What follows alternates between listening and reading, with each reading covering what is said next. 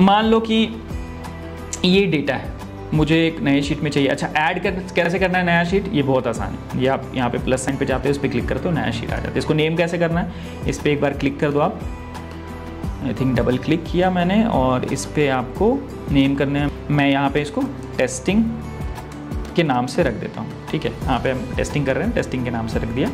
अभी protecting sheet के इस डेटा को मैं इसको कलर भी कर देता हूँ ताकि आपको आइडिया लग जाए।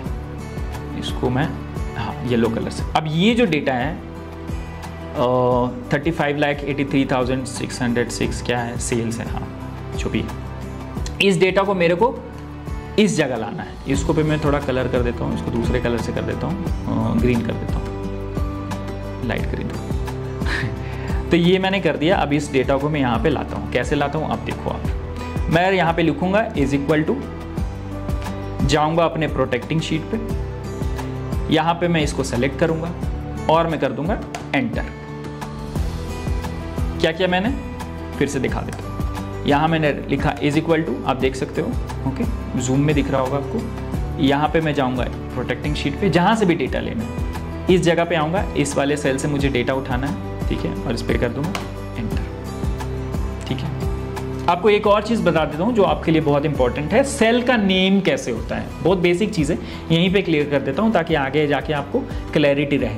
अब देखो यहाँ पे आपका ये कुछ कॉलम्स हैं, A B C D E F G H, आगे भी ऐड कर सकते हो आप, like that A A B B like that, वो होता है, ठीक है। जब आप बहुत बड़े डेटा पे काम करोगे, या फिर हम भी जब आपको दिखाएंगे बड़े डेटा पे एडवांस वाले पार्ट में, तो हम दिखाएंगे आपको कि कैसे ये यूज़ करते हैं। बाकी ये जो कॉलम है इसका नाम है H, और कुछ रोज़ होते हैं 1 2 3 4 करके 10,000 लाइक ऐसा होता है। बहुत नीचे तक तो मैं आपको दिखा देता हूँ। अभी यहाँ पर तो बहुत ज़्यादा है, ये तकरीबन आपका 10,48,000 तकरीबन है।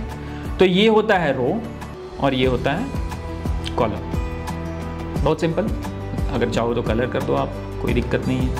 इसको मैं रो को कलर कर देता हूँ, इसमें रेड में दो। तो ये फंडा है अपना, इसको क्लियर कर देते हैं अभी के लिए। तो आप समझ गए होंगे इसको। तो अगर मैं आपसे पूछूं, या फिर हो सकता है आपको MCQ जो अभी आप करोगे इसके बाद, तो उसमें ये क्वेश्चन आ सकता है, तो ध्यान दें यहाँ पे। इसका नाम क्या है इस वाले सेल का, सिंपली आप यहाँ पे क्लिक करो, ये तो आपका हाईलाइट हो गया। आप यहाँ जाओ, यहाँ पे इसका नाम लिखा रहता है H5। अब यहाँ आऊँगा, इसका क्या नाम है E10, इसका क्या नाम है D14। ओके, तो यहाँ पे आपको ये सारा नेमिंग जो है दिख जाता है। पहले लिखते हैं कॉलम, फिर लिखते हैं रो का नाम, ठीक है। तो अगर ये एक सेल है, ठीक है, इसको कलर कर देता हूँ रेड से। ये सेल है, इसका नाम है K, और इधर है 17, K17। यहाँ चेक कर ले, K17। बहुत ईजी है, ठीक है। कभी कभी ऐसा होता है, आप कॉल करो किसी डिपार्टमेंट में एंड यू विल आस्क कि कहाँ पे है ये डेटा, तो आपको वो बोलेंगे कि H9 में है। तो H9 आप जाके ढूंढोगे, H ये है और 9 आपका ये वाला है, ये H9 लाइक दैट, ठीक है। समझ में आ गया। अब यहाँ पे आप देखो रेफरेंसिंग पे वापस आते हैं। मैं फिर से आपको करके दिखाता हूँ। इज इक्वल टू प्रोटेक्टिंग, थोड़ा कंफ्यूजिंग रहता है इसलिए मैं बार बार करके दिखा रहा हूँ आपको। और यहाँ पे आया, सेलेक्ट किया मैंने, एंटर। डेटा सेम है 3583,606, चेक कर लो 3583,606, सेम डेटा यहाँ आ गया। क्या हुआ, रेफरेंसिंग, डेटा लिंक हो गया ये। अब ये जो है आपका, ये जो फॉर्मूला दिख रहा है ये काम कर रहा है एक्चुअली ये रेफरेंस करने का। तो इसको हम लोग बोलते हैं रिलेटिव रेफरेंसिंग। क्यों, क्योंकि यही फॉर्मूला आप अगर दूसरी जगह लगाओ, तो यहाँ पे आए, मैंने Ctrl+C कॉपी किया और यहाँ पे मैंने इसको पेस्ट कर दिया। अब यहाँ पे देखो डेटा 0 आ गया। क्यों, क्योंकि इसने किसी और रेफरेंस को ले लिया है। यहाँ पे आपका जो नाम है वो है प्रोटेक्टिंग एंड F13, और यहाँ पे जो आपका आ रहा है वो है प्रोटेक्टिंग K7, मतलब K7 प्रोटेक्टिंग में जो डेटा है वो आ रहा है। तो K7 में कोई भी डेटा नहीं है, ये K7 यहाँ पे ये है K7, कोई डेटा ही नहीं है यहाँ पे, तो 0 दिया है, राइट, अंडरस्टैंड। बहुत ईजी है। तो इसको हम लोग बोलते हैं रिलेटिव रेफरेंसिंग। मतलब अगर आप ये फॉर्मूला कहीं और लगाते हो तो ये किसी और को रेफरेंस करेगा, रेफर करेगा। लेकिन अगर आपको इसको एब्सोल्यूट रेफरेंस करना है, मतलब कहीं भी आप पेस्ट करो लेकिन आप चाहते हो कि वही डेटा आए जो कि एक लोकेशन पे फिक्स्ड है, दैट इज प्रोटेक्टिंग, इस जगह पे इसको छोड़ दो आप, प्रोटेक्टिंग F13, मतलब यही डेटा मैं चाहता हूं कि जहां भी मैं पेस्ट करूं इसको, ये फॉर्मूला को, वो वहां पे आए।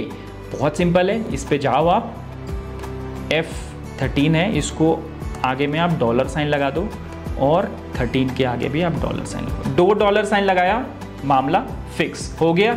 एब्सोल्यूट, एब्सोल्यूट मतलब आप समझ लो ऐसे फिक्स्ड होता है ना। तो अब आप इस फॉर्मूला को कहीं भी करोगे कॉपी पेस्ट तो आपको उसी जगह को ये रेफर करेगा। कहीं भी कर लो आप पेस्ट, किसी भी जगह पे कर लो, देख रहे हो। तो इस तरीके से हम लोग एब्सोल्यूट और रिलेटिव रेफरेंसिंग का यूज करते हैं। कई जगह रिलेटिव रेफरेंसिंग भी हम लोग करते हैं, वो आप समझोगे आगे हम जब देखेंगे। तो मेन फंडा जो है वो यही है। अब आते हैं नेम्ड रेंज पे कि भैया नेम्ड रेंज कैसे करते हैं। तो सबसे पहले तो हम सेलेक्ट करते हैं इस डेटा को। इस डेटा को सेलेक्ट करने के बाद आप इस पर क्लिक करोगे, यहाँ पे आपको आएगा डिफाइन नेम का ऑप्शन। डिफाइन नेम पे गए, इसका नाम लिख दो आप, इसका नाम लिख दो आप सेल्स डेटा 1.1, ठीक है। स्कोप आप इसका डिवाइन कर सकते हो, मैं इसका स्कोप वर्कबुक ही रखूँगा, पूरे बुक में कहीं भी मैं चाहूँ तो इसको रेफ़र कर सकता हूँ, ठीक है। और इसको यहाँ पे भी देखो आप, ये जो फॉर्मूला है, तो हर एक चीज़ के लिए फॉर्मूला है।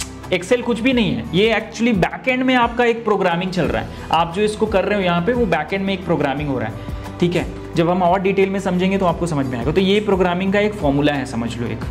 तो उसको ओके क्लिक कर दिया और इसका नेम जो है वो डिफाइन हो गया। देखते हैं, अच्छा इनकरेक्ट सिंटैक्स है, इसका सिंटैक्स कुछ ऐसा नहीं रख सकते हैं, सिंपल इसको सेल्स डेटा रख लो 1.1 ऐसे रख लो, ठीक है। ऐसा कोई स्पेस नहीं रहेगा बीच में, देयर इज नेम कन्वेंशन जो आपको समझना होगा।